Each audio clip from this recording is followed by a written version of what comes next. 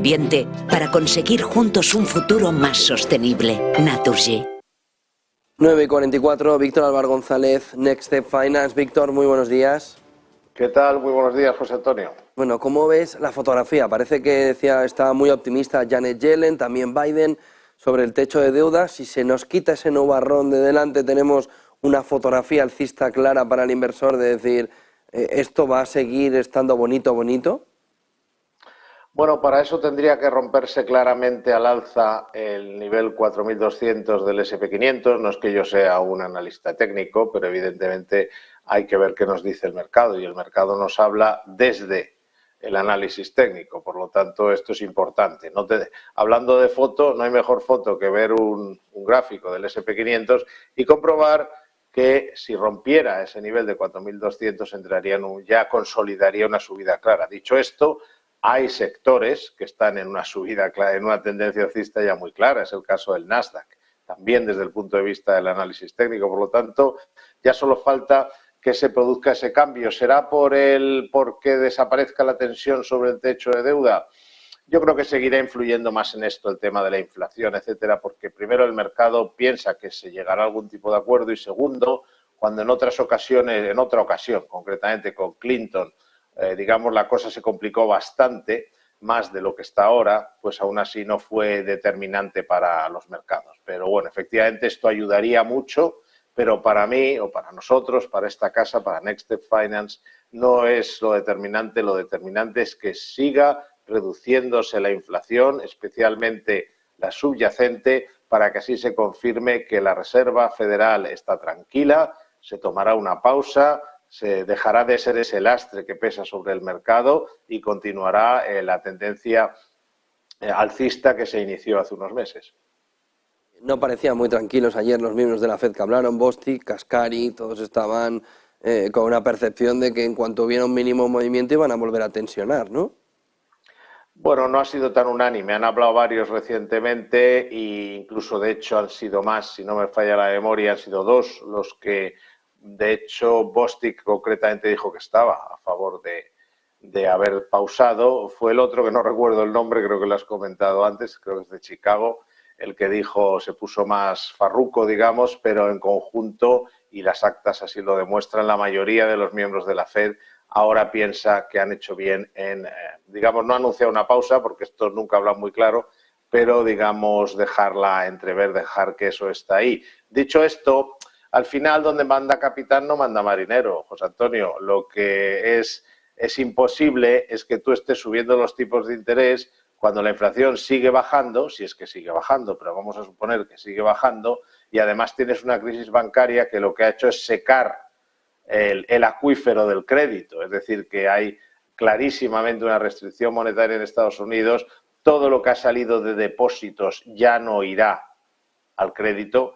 Por lo tanto, estamos hablando de que, además de dónde están los tipos de interés, hay que calcular, yo calculo mínimo 0,25% más, pero no creo que me fuera mucho de tono si dijeran que es un 0,50% más lo que han podido subir los tipos de interés efectivos como consecuencia de la restricción del crédito. Es decir, ¿para qué sube los tipos de interés la Reserva Federal? Para restringir el crédito, para que sea más caro y se pida menos. Si encima retiras del mercado $1 billón, $1 trillón norteamericano, pues entonces lógicamente es todavía menos crédito, con lo cual al final las cifras van a mandar. Esta FED no es una FED que mire mucho hacia adelante, es una FED que funciona en función de lo que ocurre, totalmente, que eso está bien en parte, pero también hay que tener una visión estratégica. Ellos no, ellos van un poco a lo que va pasando, y entonces si lo que va pasando es que baja la inflación, pues no tendría ninguna justificación seguir subiendo los tipos, cuando además cada vez que suben los tipos a partir de ahora, me refiero recientemente, pues cae un banco. Entonces, bueno, todo tiene su límite, hay que tener un poquito de cuidado y un poco de sentido de la medida. Solo una cosa más, un par de cosas más. La primera, China, datos de esta pasada madrugada sobre ventas minoristas aún aún, ¿no? Peor de lo que se esperaba, pero aún de donde venía puede ser positivo, pero el dato de producción industrial sí nos está reflejando que va a menor ritmo, bastante menor ritmo de lo que el mercado está esperando. ¿Cuál es el riesgo de que China no termine de coger no termine de carburar, no termine el motor de funcionar lo suficiente para el conjunto de la economía mundial, sobre todo viendo cómo está Alemania y viendo que hoy conoceremos el dato de crecimiento en Europa estimado y se espera un 0,1. En eso estoy totalmente de acuerdo. China no está funcionando como se esperaba. No es un buen dato económico, pero curiosamente los malos datos económicos ahora mismo son buenos datos para los mercados. Con China creciendo menos de lo esperado, sobre todo en el lado de la producción industrial recientemente. Además, China le salen las materias primas todavía más baratas de los que nos salen ahora a nosotros, que han caído, no nos damos cuenta porque los gobiernos no tienen mucho interés, por lo menos en el caso europeo o español, de que bajen esos precios de la gasolina o de la electricidad al mismo ritmo que están cayendo sus componentes. Es decir, el petróleo sigue cayendo, el gas natural está por los suelos, pero bueno, en el caso de China esto es mucho más, porque ellos se lo compran directamente a los rusos. Nosotros tenemos que comprarlo a través de intermediarios. Digo, el caso del petróleo ruso, el gas natural, eso sube el precio, pero en el caso de China las materias primas salen baratísimas, con lo cual, si la producción industrial china no crece lo que ellos buscan o esperan, y además resulta que las materias primas son cada vez más caras, el mensaje es negativo desde el punto de vista de la economía real, pues que crece menos de lo esperado, pero muy positivo desde el punto de vista de la inflación. Es decir, todo lo que venga de China va a seguir saliendo muy barato. Por lo tanto, eso es una buena noticia para los mercados porque, insisto, de momento los mercados siguen moviéndose al ritmo que marca la inflación, porque es la inflación la que marca el ritmo a la Fed. Y todo esto en este sentido, insisto, cosas de los mercados, hay muchas cosas que no coinciden exactamente con la economía real en el tiempo, luego si acaban haciéndolo, que China no aporte un crecimiento muy robusto, no es bueno para la economía real, pero sí es bueno desde el punto de vista de la inflación. El otro día te preguntaba por las ventajas de tener un asesor o un gestor de cartera que trabaje en arquitectura abierta, que es algo de lo que se está hablando mucho ahora. A mí me gustaría preguntarte por casos concretos, por ejemplo, en 2022 y en lo que llevamos en 2023.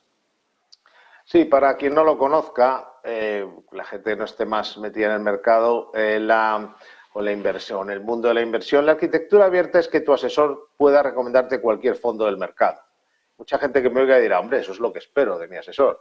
Bueno, pues no es así. En el 95% de los casos los asesores no trabajan en arquitectura abierta, los bancos no trabajan en arquitectura abierta, las sociedades de valores tampoco, sino que en lugar de trabajar pudiendo ofrecer, recomendar a sus clientes cualquier producto del mercado, se limitan a una serie de acuerdos que tienen con determinadas entidades que, curiosamente, es muy habitual que sean las que pagan las mayores comisiones o con las que han negociado las mejores comisiones para esos asesores, esos bancos. Cosa que no ocurre en un asesor independiente, puesto que un asesor independiente certificado como tal por la CNMV, como es nuestro caso, pues no tiene acuerdos con la gestora. Recomienda a cada cliente lo que es mejor en cada momento de mercado o para cada activo. Ejemplos, pues tenemos muchísimos todos los años. El año pasado, por ejemplo, cayó mucho el precio de los bonos.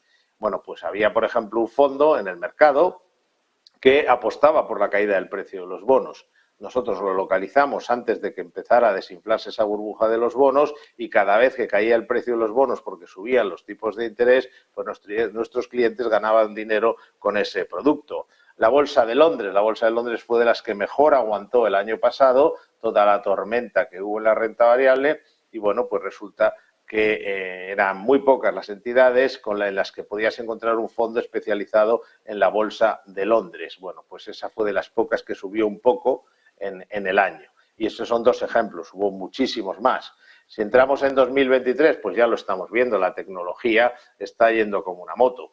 No tiene nada que ver con el resto del mercado. Bueno, pues te sorprendería ver la cantidad de entidades que no tienen un producto referenciado al Nasdaq. No digo ya un fondo de gestión activa que esté haciéndolo especialmente bien respecto al Nasdaq, simplemente un producto que sea un indexado, que haga lo mismo que el Nasdaq. Bueno, pues te sorprendería, es impresionante, son poquísimas las entidades o plataformas en las que puedes encontrar un producto así.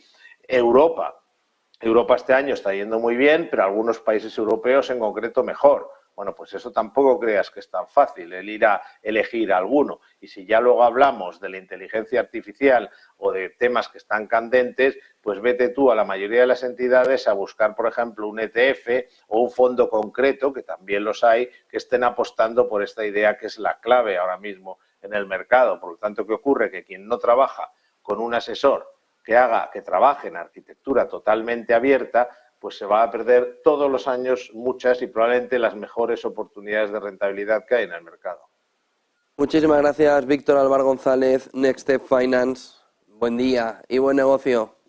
Muchas gracias a vosotros. Dos cuestiones claras a estas horas.